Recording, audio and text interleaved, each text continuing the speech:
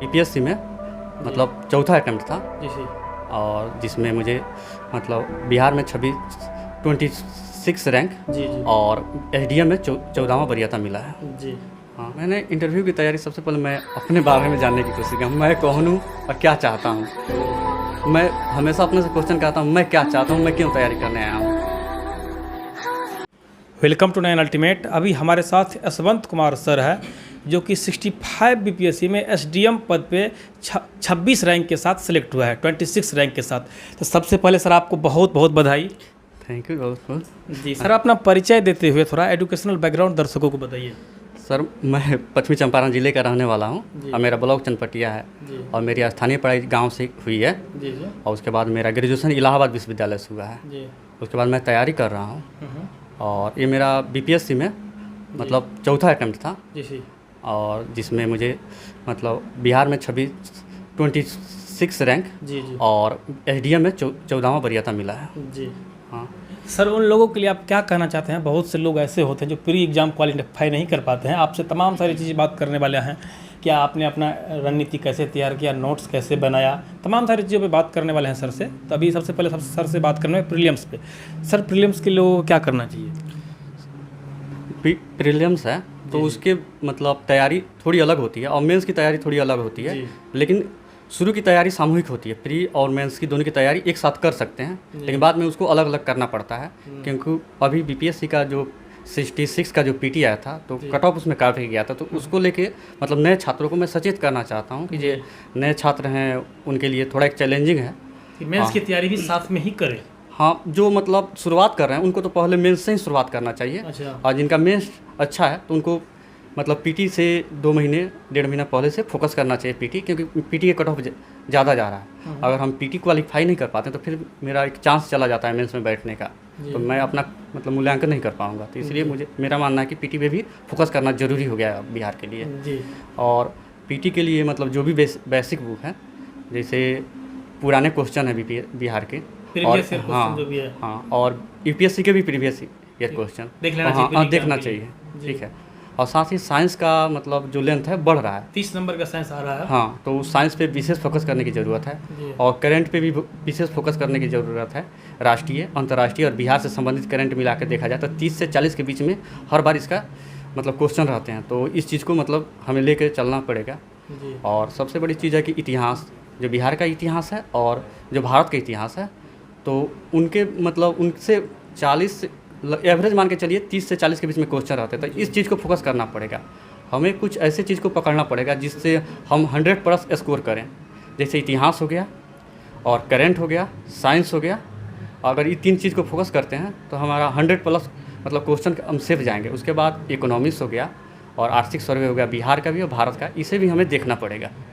हाँ, तो ये पीटी का एक रणनीति हो गई। और मेंस के लिए ज़रूरी है कि पुराने 10 साल का क्वेश्चन मैं अपने हाथों से बनाया जाए और मतलब किसी का नोट्स ना ले।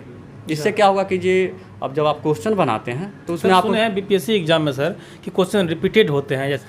देखिए, जो इतिहास का क्वेश्चन होते हैं उसमें कहीं ना कहीं रिपीटेड होते हैं, लेकिन जो आईआर के क्वेश्चन हैं और सेकेंड पेपर मैं कहूँगा जिसमें पॉलिटी के क्वेश्चन हैं और इकोनॉमिक्स का और साइंस टेक का, वो ज़्यादा रिपीटेड होने की संभावना नहीं होती है। लेकिन हम जब 10 साल का क्वेश्चन करते हैं तो कहीं ना कहीं एक क्लू रहता है उस क्वेश्चन में। ये कह सकते हैं पहला सीढ़ी होता है पुराना क्वेश्चन अगले सीढ़ी पर चढ़ने के लिए। हाँ, तो एक सीढ़ी के रूप में पुराने क्वेश्चन हमें काम आते हैं। हाँ, तो ये हर छात्रों के लिए ज़रूरी है कि 10 साल का क्वेश्चन जरूर अपने हैंड बनाएं, कहीं से भी नोट्स बनाएं, किसी का भी सहायता ले, कोचिंग हो गया, कोई टेक्स्ट बुक हो गया, लेकिन अपने हाथ से बनाए 10 साल का पुराना बीपीएससी का क्वेश्चन मेंस का, उनके लिए बहुत फ़ायदेमंद रहेगा। जी सर, आपने ऑप्शनल का चयन कैसे किया था और नए लोग जो भी लोग तैयारी कर रहे हैं वो लोग मतलब कैसे ऑप्शनल चयन करें? मेरा ऑप्शनल दर्शन शास्त्र था और ये मेरा ग्रेजुएशन इलाहाबाद विश्वविद्यालय से हुआ तो उसमें था तो मेरा रुचि था, तो मैंने रुचि से मतलब क्या ग्रेजुएशन जिस सब्जेक्ट में हो वही ऑप्शनल लेना चाहिए या अलग भी? इसके बारे में क्या ख्याल है? नहीं, ऑप्शनल का चुनाव हमेशा अपने रुचि और स्कोर के अनुसार करना चाहिए। तो दर्शन शास्त्र में मेरा रुचि भी था और स्कोरिंग सब्जेक्ट है मेरा। जैसे यूपीएससी हो गया, यूपी और मेनली बिहार में अच्छे नंबर आए थे ऑप्शनल में, तो इसलिए मैं कंटिन्यू इसी को रखा। लेकिन मैं नए छात्रों को ये बताना चाहूँगा कि कभी भी आप उन सब्जेक्ट का चुनाव करें जिसमें उनकी रुचि हो और स्कोरिंग हो। सिर्फ रुचि ना देखें और सिर्फ स्कोरिंग ना देखें। स्कोरिंग होगा, रुचि नहीं होगा तो फिर नंबर लाना मुश्किल हो जाए। हाँ, दोनों चीज़ चाहिए। जी। और इसलिए मैं सबको सलाह दूंगा कि जो रुचि और स्कोरिंग दोनों सब्जेक्ट हो। जैसे मेरा रुचि हो ऐसे सब्जेक्ट में, लेकिन जो स्कोरिंग नहीं है तो फिर दिक्कत हो जाएगी। तो दोनों की ज़रूरत है, रुचि और स्कोरिंग दोनों की। जी। हाँ सर आपका नाम जब लिस्ट में आया तो खुद देखे या किसी ने बताया, और फिर कैसा फील हुआ? नहीं, मेरा छोटा भाई है रजनीश, जी। तो उन्होंने बोला कि भैया रिजल्ट आ गया। अच्छा। तो मैंने डाउनलोड किया तो सबसे ऊपर नाम था यशवंत कुमार। तो मैंने कहा SDM ही मिला है रजनीश। तो कहा भैया मेरा देखिए। तो मैंने उसका देखा तो उसे वीडियो मिला था, जिसे RDO बिहार में कहते हैं। हाँ, तो मुझे खुशी मिली। हाँ, लेकिन मैं बहुत दिन से तैयारी कर रहा हूँ तो थोड़ा सा एक ज़्यादा एक्साइटमेंट था, क्योंकि मतलब SDM मिलना बहुत बड़ी बात है, बहुत बड़ी पोस्ट है ये।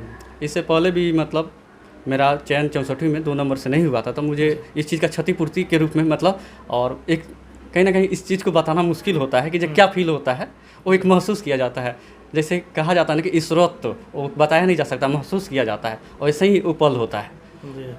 तो रिजल्ट के पहले की ज़िंदगी और अभी की ज़िंदगी में आपको सर कैसा फील हो रहा है? मतलब क्या अंतर नज़र आ रहा है? सर मैं ज़मीनी स्तर से जुड़ा हूँ, तो मुझे ये लगा कि ये जो लोग मतलब बहुत दूर थे, मतलब और बहुत दिन से संपर्क नहीं कर पाया था, मतलब मेरे लोग ये कह रहे हैं कि दिल्ली में बैठा हुआ है, पढ़ाई लिखाई नहीं कर रहा है, ऐसा भी कई लोग सोचते रहते गाँव में। नहीं सर, हम लोग गांव का अच्छे बच्चे में जाने जाते थे। अच्छा। तो लोग हमेशा मोटिवेट करते थे। मेरे गांव के लोग बहुत इस मामले में अच्छे हैं। अच्छा। हमसे एक बात हमेशा वो कहते थे कि यशवंत तुम चंपारण का बहुत पिछड़े गाँव से हो और तुम इलाहाबाद गए हो, तो कहीं ना कहीं तुम्हें क्यों गए हो, भगवान तुम्हें अच्छा चीज़ लिखे होंगे। ये चीज़ ज़्यादा मेरी माँ भी कहती थी और गांव का भी बहुत सारे चाचा लोग ये कहते थे, हमेशा मोटिवेट करते थे।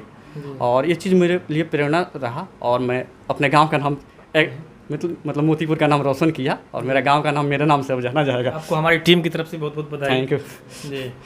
ठीक है। तो नए लोग कैसे ऑप्शनल का चयन करें? आप तो बताया रुचि और ये, लेकिन कुछ लोग क्वेश्चन करते रहते सर ग्रेजुएशन में मेरा ये है कैसे करें, थोड़ा सा बताइए डिटेल में। देखिए मतलब जैसे UPSC दे रहे हैं या BPSC दे रहे हैं या UP आयोग दे रहे हैं, जो भी दे रहे हैं, तो वहाँ पे आप ये देखिए कि कौन सब्जेक्ट मतलब इस समय अच्छे स्कोर के साथ चल रहा है और आपकी किस प्रकार रुचि है। जैसे उस चीज़ को हमेशा ध्यान में रखिए। जैसे बिहार में है, जैसे ज्योग्राफी हो गया, दर्शन शास्त्र हो गया, साहित्य हो गया, ये काफ़ी अच्छे स्कोरिंग सब्जेक्ट हैं। तो इस चीज़ को मैं कहीं ना कहीं प्रेफर करूँगा, और मैं अपना पिछले मतलब 4-5 अटैम्प्ट का एक अनुभव मैं बता रहा हूँ। तो इस चीज़ को मैं प्रेफर करूँगा कि इसी सब्जेक्टों में से कोई एक ले। जैसे हाँ, तो इस चीज़ को मैं कहीं ना कहीं इंटरव्यू की तैयारी सर आपने कैसे किया था? मैंने इंटरव्यू की तैयारी सबसे पहले मैं अपने बारे में जानने की कोशिश किया, मैं कौन हूँ और क्या चाहता हूँ। जी। मैं हमेशा अपने से क्वेश्चन करता हूँ, मैं क्या चाहता हूँ, मैं क्यों तैयारी करने आया हूँ। जब ये चीज़ मैं अपने आप से पूछता हूँ तो बहुत सारी समस्याओं का हल हो जाता है। और मैं चूँकि गांव से जुड़ा हूँ तो एक चीज़ मैंने देखा और उसको मैंने इंटरव्यू में सबमिट किया कि ये जो भी अनुभव हुआ मैंने व्यवहारिक बताया। और इस चीज़ को जैसे मुझसे पूछा गया कि कोरोना काल में आपकी डायरी लेखन की क्या फ़ायदे हैं, तो मैंने कहा कि मतलब इंटरव्यू में बताया कि सर मैं डायरी जो भी लिखता हूँ तो समकालीन भी होता है।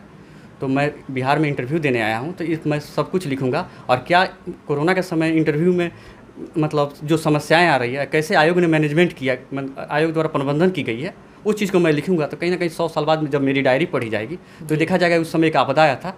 तो इस चीज़ को मैंने व्यवहारिक करके मैंने आंसर देता था। तो इस चीज़ मैं अपने जीवन से सीखा हूँ। सर आपकी हॉबी थोड़ा बता दीजिए दर्शकों को। मेरा डायरी लेखन हॉबी है। अच्छा। और गाना सुनता हूँ, गज़ल। अच्छा। हाँ, लेकिन ज़्यादा मैं डायरी लेखन करता हूँ, कविता भी लिखता हूँ। अच्छा। तो सर ये क्या नाम है, क्या BPSC एग्ज़ाम के लिए NCERT ज़रूरी है क्या सर पढ़ना? हाँ, NCERT कहीं ना कहीं कुछ चीज़ों के लिए पढ़ना जरूरी है। जैसे ज्योग्राफी के लिए आपको पढ़ना पड़ेगा, और जो मतलब और बाकी बिहार का जो कल्चर होता है तो अलग होते हैं बाकी चीज़ के, तो उसके लिए अलग से नोट्स बनाना पड़ता है। जैसे BPSC 67 अभी आने वाला है, कम दिन बचा हुआ है, तो वैसे में नए लोग कैसे करें सर इसके लिए? मेरा मानना है कि नए लोगों के लिए ज्योग्राफी का NCERT पढ़े। अभी तो जैसे कम समय बचा हुआ है 2 महीने, तो अभी क्या करें मतलब लोग? मेरा मानना है कि कुछ विशेष चीज़ फोकस करें, जैसे लूसेंट हो गया, और घटना चक्र में पुराने क्वेश्चन के मतलब सामूहिकता होती है, कहीं खोजना नहीं पड़ेगा, तो उसको लेके पढ़ें। प्रीवियस ईयर जो भी आते हैं विभिन्न सारे PCS का। हाँ, और जनवरी से करेंट अच्छा करें। मेरा मानना है कि जी सबके लिए बेस्ट विश कर रहा हूँ कि उन लोग का PT होगा। जी चलिए ठीक है, बहुत बहुत धन्यवाद। अभी हमारे साथ यशवंत कुमार सर थे जो कि 26 रैंक के साथ SDM पद पे चयनित हुए हैं। तो बाकी आपको अच्छा लगा हो तो ज़्यादा से ज़्यादा संख्या में उसको लाइक, सब्सक्राइब, शेयर जरूर करें। धन्यवाद।